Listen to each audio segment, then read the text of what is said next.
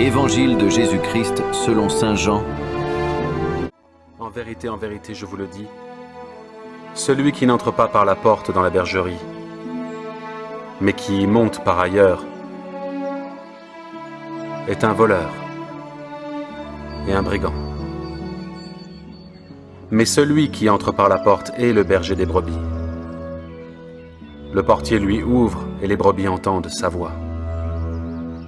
Il appelle par leur nom les brebis qui lui appartiennent, et il les conduit dehors. Lorsqu'il a fait sortir toutes ses propres brebis, il marche devant elles, et les brebis le suivent parce qu'elles connaissent sa voix. Elles ne suivront point un étranger, mais elles fuiront loin de lui parce qu'elles ne connaissent pas la voix des étrangers. En vérité, je vous le dis, je suis la porte des brebis. Tous ceux qui sont venus avant moi sont des voleurs et des brigands, mais les brebis ne les ont point écoutés. Je suis la porte. Si quelqu'un entre par moi, il sera sauvé. Il entrera, et il sortira, et il trouvera des pâturages. Le voleur ne vient que pour dérober, égorger et détruire. Moi, je suis venu afin que les brebis aient la vie, et qu'elles soient dans l'abondance. Acclamons la parole de Dieu.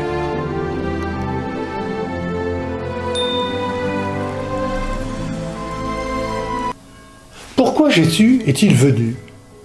Pourquoi s'est-il fait l'un de nous? Pourquoi s'approcher de notre pauvre humanité?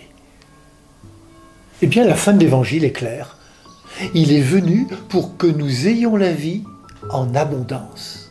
Pas une vie superficielle, pas une vie qui vivote, mais une vie qui donne sens à notre existence, qui donne sa vraie valeur à ce que nous sommes, une vie digne, ouverte, libre, une vie qui traverse la mort.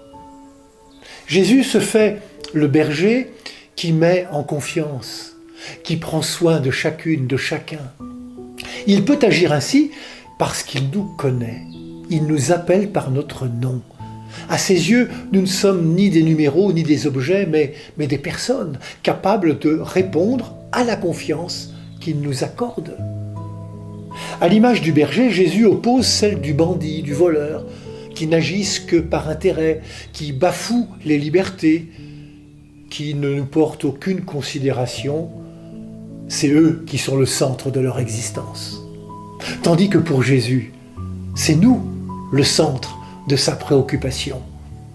C'est pour nous qu'il se fait le berger. L'Évangile nous dit aussi qu'il est la porte qui ouvre un avenir.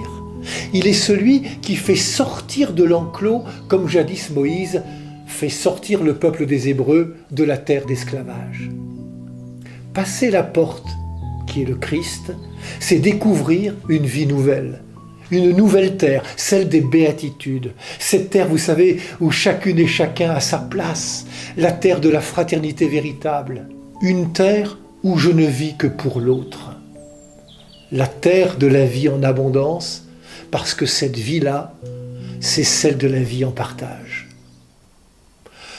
Tout donner, donner tout pour te suivre, découvrir tout au fond de nos cœurs, des raisons d'espérer et de vivre, découvrir avec toi le bonheur.